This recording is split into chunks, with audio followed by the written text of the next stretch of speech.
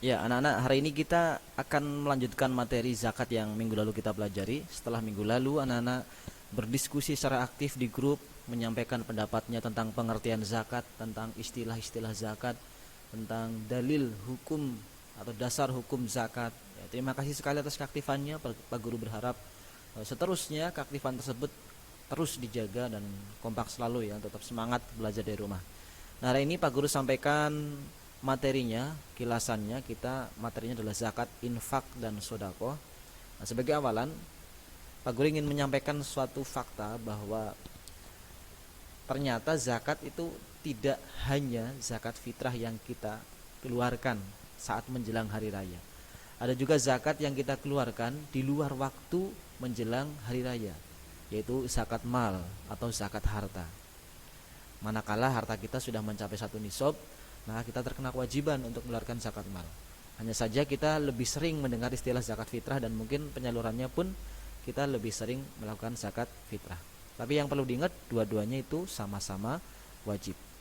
Nah, sebelum lebih jauh ke materi tentang zakat mal, nantinya juga akan Pak Guru sampaikan.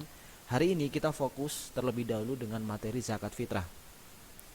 Zakat fitrah sendiri anak-anak, ini secara bahasa artinya adalah membersihkan. Kemudian secara istilah, zakat ini artinya adalah mengeluarkan dari sebagian harta tertentu yang telah mencapai nisabnya, ya. Zakat fitrah di sini yang perlu dipahami adalah mengeluarkan beras atau bahan makanan pokok lainnya sebesar 2,5 kg atau 3,5 liter setiap orang.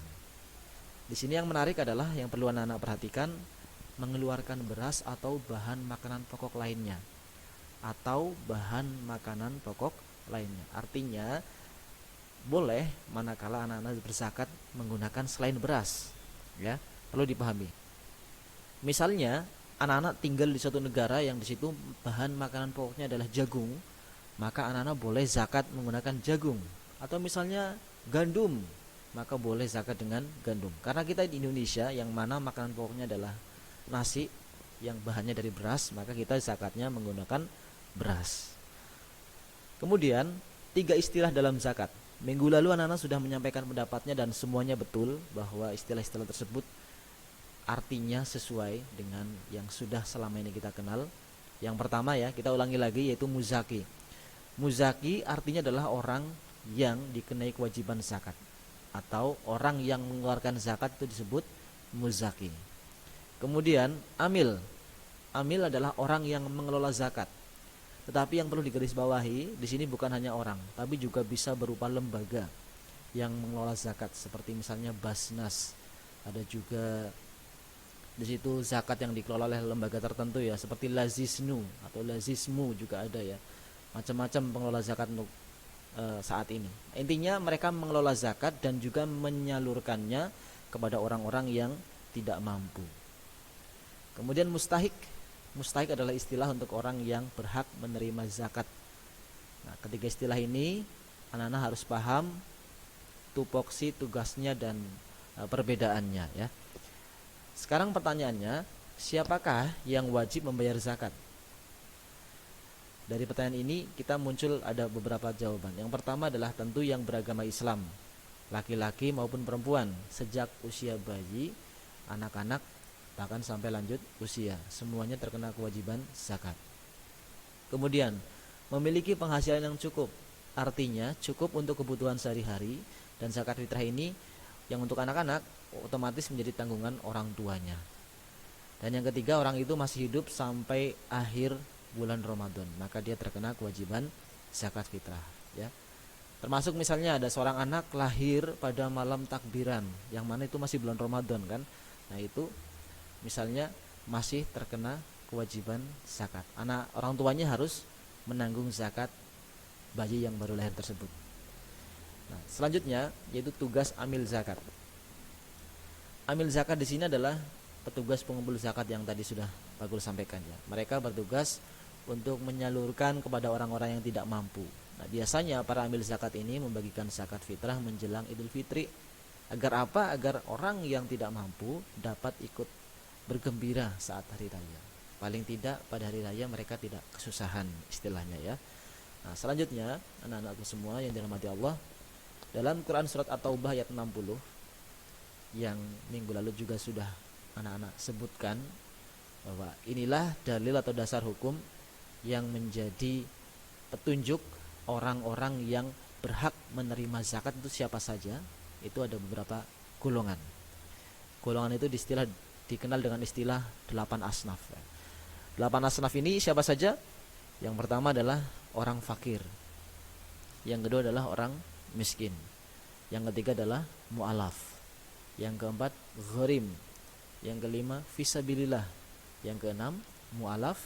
Yang ketujuh hamba sahaya. Yang kedelapan ibnu sabil. Nah, ini adalah 8 golongan yang berhak menerima zakat sesuai dengan dalil Al-Quran, Quran Surat At-Taubah ayat 60. Nah, dari 8 ini anak-anak harus paham bedanya. Misalnya antara orang fakir dan orang miskin. Orang fakir ini apa sih? Orang miskin ini siapa sih? Mu'alaf ini siapa? Gharim ini siapa? Kemarin juga sudah beberapa anak-anak sampaikan ya pendapatnya. Selanjutnya tentang rukun zakat fitrah. Zakat fitrah ini memiliki beberapa rukun, yang diantaranya adalah niat. Tentunya niatnya harus ada ya, seperti yang sudah biasa kita lakukan, yaitu membaca niat nawaitu an ukhrija zakatal fitri li nafsi fadlillahi ta'ala. Kemudian ada juga yaitu ada muzaki, ada orang yang berzakat, ini otomatis. Yang ketiga ada mustahik, ada orang yang menerima zakat. Dan tentunya yang terakhir ada harta yang digunakan untuk berzakat. Nah, untuk waktu pelaksanaan zakat fitrah, yang pertama waktu yang mubah atau yang boleh itu adalah sejak tanggal 1 bulan Ramadan sampai akhir bulan Ramadan. Yang kedua adalah waktu yang wajib, itu sejak waktu maghrib ya, sejak waktu maghrib di akhir bulan Ramadan sampai sebelum sholat subuh. Dan waktu yang afdol, yang paling utama, ini adalah setelah sholat subuh dan sampai menjelang sebelum sholat Idul Adha, sholat Idul Fitri ya, maaf, Idul Fitri, bagus salah sebut. Dan yang keempat yaitu waktu yang haram. Waktu yang haram itu kapan sih? Yaitu setelah sholat Idul Fitri. Jadi kita jangan sampai terjadi zakat sesudah sholat Idul Fitri, itu sudah nggak diterima ya. Jadi intinya zakat yang paling utama itu adalah dari waktu subuh sampai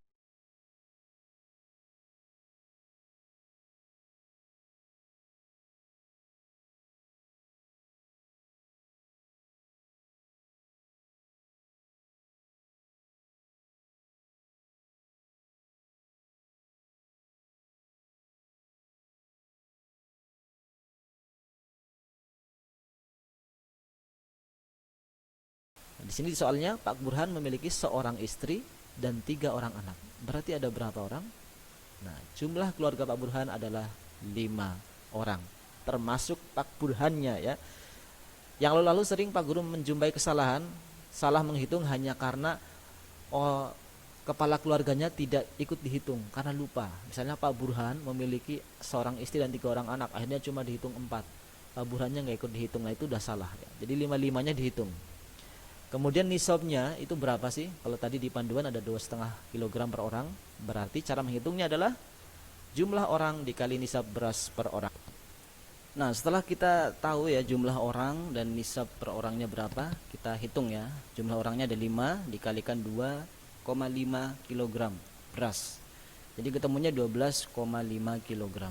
Jadi zakat yang dikeluarkan oleh keluarga Pak Burhan adalah 12,5 kg.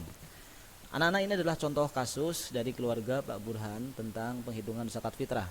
Nah, selebihnya nanti Pak Guru akan share di grup tentang cara menghitung zakat fitrah dengan kasus-kasus yang lainnya. Misalnya di situ menggunakan uang atau misalnya menggunakan beras tapi dengan jumlah orang yang lebih banyak lagi. Seperti itu ya. Nah, demikian dari Pak Guru yang disampaikan. Apabila ada kata-kata yang kurang jelas, Pak Guru mohon maaf yang seterus-terusnya. Diskusinya kita lanjutkan di grup ya. Sekian, wassalamualaikum warahmatullahi wabarakatuh.